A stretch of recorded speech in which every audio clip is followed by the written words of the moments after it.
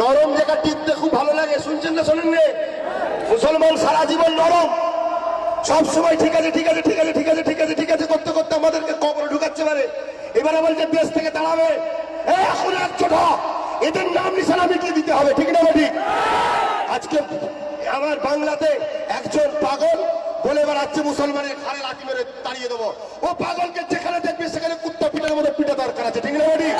এই নরম হয়েছিস বলে আজকে তোদের পিছনে লেগেছে। আরে কেস কামারি বাদ দিবি না, কত কেস নিবি, কত কেস নিবি? কিছু না বললো কেস হচ্ছে, আর বললো কেস হচ্ছে। হকের এই বছর হাজার বছর কচ্ছপের মতো বেঁচে থাকার থেকে 1 ঘন্টা সিংহের মতো বেঁচে থাকো, এটাই দরকার আছে, ঠিক না ঠিক? আজ বাংলার বুকে, আজ বাংলার বুকে আব্বাস সিদ্দিকী এটাই শিখাচ্ছে মানুষকে, খবরদার দেশের সাথে, নিরীহ মানুষের সাথে, সংবিধানের সাথে, যারা দেশের সংবিধান মেনে চলে ওই সকল নেতা প্রশাসনের সাথে খবরদার খারাপ ব্যবহার করবে না। এটা আহলে সুন্নাত ওয়াল জামাত শিখায়, ঠিক না বেটি? কিন্তু যারা দেশের দাবি করে দেশকে ভক্ষণ করবে, যেমন বিজেপির নেতাগুলো কোটি কোটি টাকা লিটে পালাচ্ছে, চোরগুলোকে চেনেন না? চেনেন না? ইউপিতে এক বিজেপির নেতা পূজা বলে একটা হিন্দু মেয়েকে রেপ করেছে। তো ওদের কাছে জাত আগে নয়, ওদের কাছে দেশকে লুটা আগে। এদের বিরুদ্ধে লড়া দরকার আছে না নয়? আজকে সেই জায়গায় যদি আমার বাংলার মমতা সরকারের প্রশাসনে যদি আমাদের উপর জুলুম করে, তাহলে আমাদের মমতা সরকারের উপরও ব্যথা দুঃখ যন্ত্রণা উঠতে পারে না, পারে না? আমরা তো কখনোই তার বিরুদ্ধে কোনো কথা বলি না, কিন্তু তুমি যদি মনে করো যে মুসলমান হয়তো ফেসে গেছে, মুসলমান ফাঁসার জাত নয়। 313 জন পদের জবাব দিয়েছিল, 30,000 মিলে 15 লক্ষ বৌদ্ধকে জবাব দিয়েছিল, এক গরিবে নয় পুরো পৃথ্বীরাজ সাম্রাজ্যকে জবাব দিয়েছিল, ঠিক না বেটি?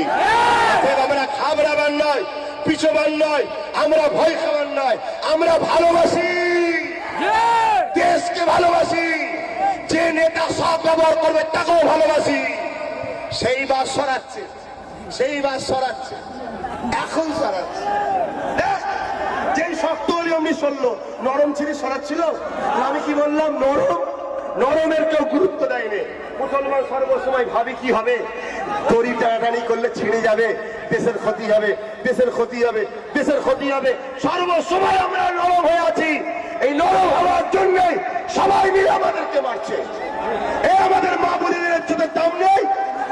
সেই ইজ্জত বাঁচাতে গেলে নিজেকে ভাবতে হবে, তুমি ওর হাতে দায়িত্ব যে তোমার মা বোনের ইজ্জত বাঁচাবার।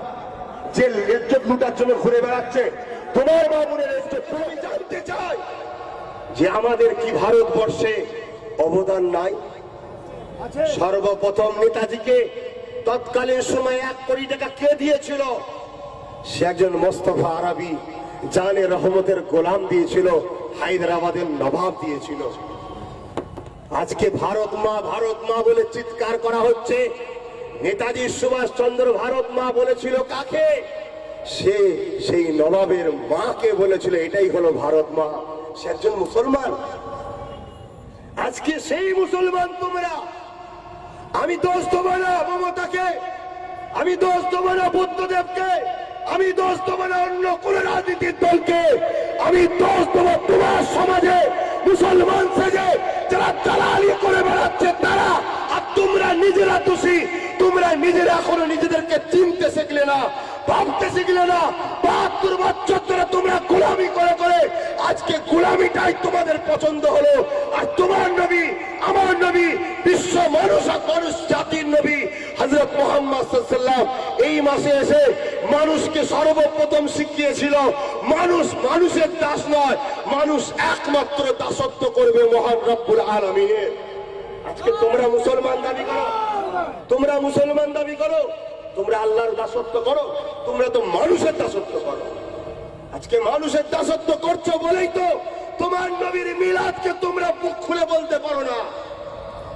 পারবে তোমরা কলিকাতার রাজপথে ঈদে মিলাদুন নবী জুলুস বার করতে? পারবে না তোমরা। তোমাদের ঘরে র‍্যাব নামিয়ে, পুলিশ নামিয়ে তোমাদের তাবলা ঢিলে করে দেবে। আরে এরকম কুত্তার জীবন করার থেকে গলায় দড়ি দিয়ে তোরা মরে যা। আমি মনে করি মরে যা। পারবি আব্বাস সিদ্দিকীর মতো বলতে? পারবে? যদি পারো বেঁচে থাকো, আর নাই গলায় দড়ি দিয়ে মরে যাও। ভাবা মুসলমান ভালো, এই ভারতবর্ষে আজকে হালটা কি বলো? আজকে এত বড় একটা প্রোগ্রাম হচ্ছে, এই পানিতে ভিজে আসছে, প্রশাসনকে বলার পরেও প্রশাসন কেন করলো না? আজকে মানুষ খেপে গিয়ে পুরো একটা ভুল পদক্ষেপ নেবে, তখন আহলে সুন্নাত আমাদের গায়ে দাগ লাগাবে। এটাও শুনে রেখে দে, জার্সি খুলে পিটিয়ে লাল করে দেখিয়ে দেবো। এটা স্বাধীনতা ঘরের বাচ্চা বলে যাচ্ছি, এটা স্বাধীনতা ঘরের বাচ্চা বলে যাচ্ছি। তোদের বাপ দাদা দেশের জন্য কি করেছে জানি না। আমার বেটা যান মুজাদ্দিদ জামান দাদা হুজুর পীর কেবলা দেশের জন্য লড়েছে। আজকে সেই দাদা হুজুরের আওলাদ এখানে প্রোগ্রাম করতে এসেছে। আজকে ভিজে ভিজে মানুষগুলো কোথা কোথা থেকে এসছে, কেন লোকের ছাদে উঠতে হবে? এক ক্যামেরাম্যান শুধু আমাকে তুলছিস কেন? দেখা জনগণকে আজকে পশ্চিমবাংলায় মুসলমানদের উপরে মমতা সরকারের পুলিশ কিভাবে অত্যাচার করছে। দেখা দেখ লোকদের উপরে কেন এ মাঠ পারমিশন নেওয়া হয়েছে, প্রোগ্রাম হবে। এ দেশ আমার, এ সম্পত্তি আমার, এ জায়গা আমার। এ দেশের নাগরিক কেন বসতে পারবে না? কেন ঈদে মিলাদুন্নবী করতে পারবে না? কেন এদের অত্যাচার করা হবে? কেন এদের অধিকার দেওয়া হবে না? দল লোক জায়গা নেই বলে আজকে বাস উঠেছে, লোক জায়গা নেই বলে তাদের ছাদে উঠেছে। কেন এই বাসগুলো সরানো হলো না? কেন এর কৈফিয়ত দিতে হবে? এর কৈফিয়ত দিতে হবে না?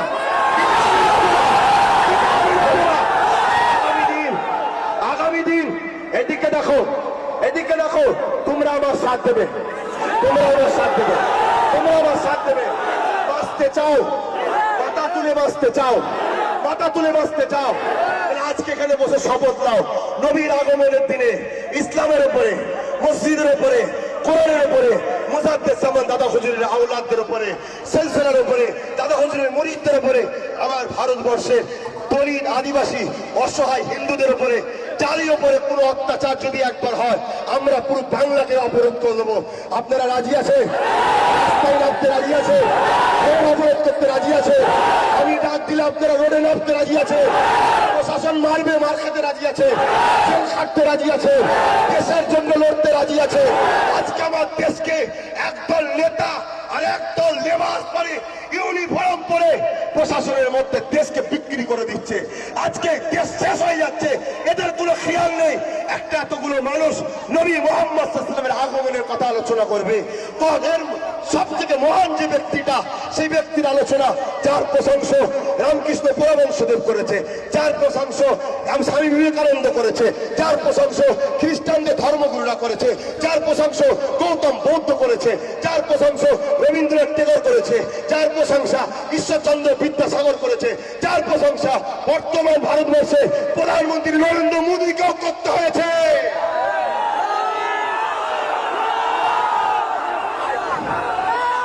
আজকে সেই নবীর আগমনের মাহফিলকে নিয়ে, হ্যাঁ শোনো, জায়গা না পাও বাসে উঠুনি, পরের লোকের রাস্তায় দাঁড়াও।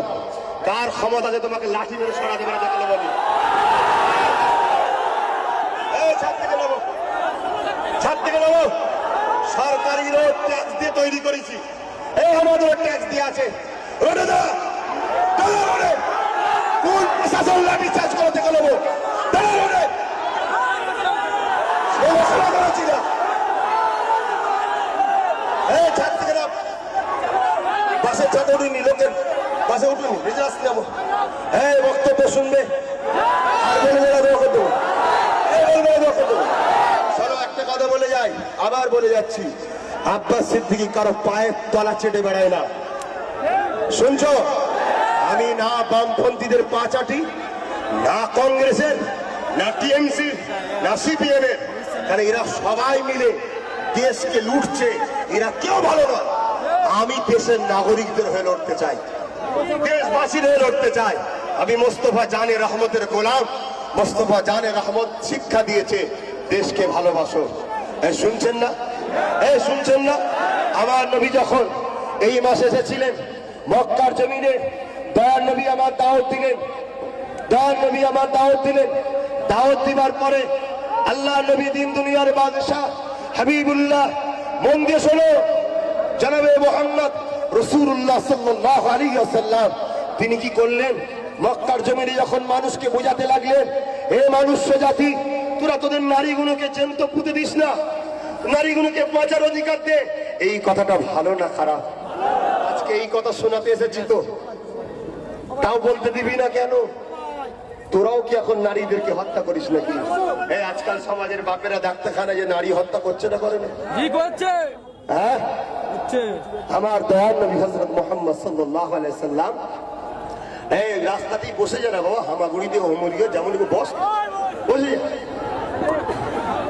কথা বুঝে আসছে?